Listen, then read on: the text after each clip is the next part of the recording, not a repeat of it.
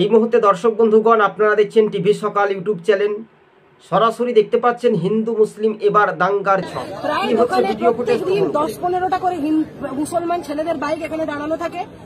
যতজন এখানে দাঁড়িয়ে আছে কেউ রাস্তা এখানে ভালোভাবে বেরোতে পারে না। ইভেন গোটা টাউনের তাই অবস্থা। ভালো করে মনোযোগ দিয়ে ভিডিওটা শুনবেন।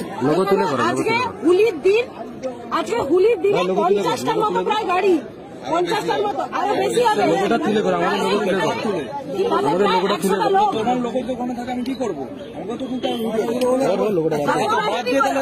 দাদা ইন্টারভিউ তারপরে 100টার মতো লোক মাথায় টুপি পরা ওখানে এসে এখানে দাঁড়িয়েছে। তার আগে তালপুকুরে মারপিট করে এসে ওখানে ছেলেটা দাঁড়িয়েছিল, ছেলেটাকে বলছে তুই কি হিন্দু বলে দেখো ওরকম মেরে তার অবস্থা খারাপ করে দিয়েছে, নার্সিং হোমে ভর্তি করে দিয়েছে।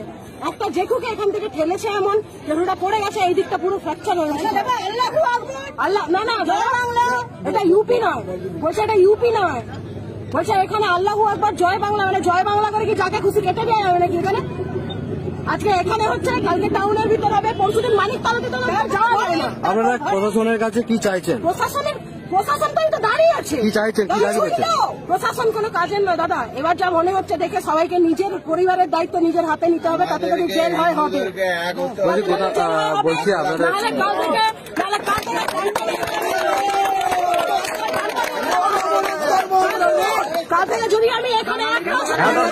দেখতে পেলেন, এটা তমলুক, পূর্ব মেদিনীপুরের তমলুকের ঘটনা।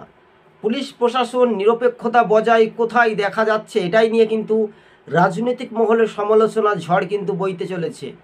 অর্থাৎ তরুণ থেকে তুর্কিরা প্রতিবাদে নেমেছেন রাস্তায়, কিন্তু এবার কার্যত রাজনৈতিক মহলে অনেকটাই জল্পনা তুঙ্গে। অর্থাৎ এই যে ধর্মীয় মেরুকরণ এবার বঙ্গে ঢুকে গেল, এবার সরাসরি বাংলাতে পূর্ব মেদিনীপুরের তমলুকের ঘটনা। টিভি সকাল ইউটিউব চ্যানেলটি ভালো লাগলে সাবস্ক্রাইব করে সঙ্গে থাকবেন। ধন্যবাদ দর্শক বন্ধু।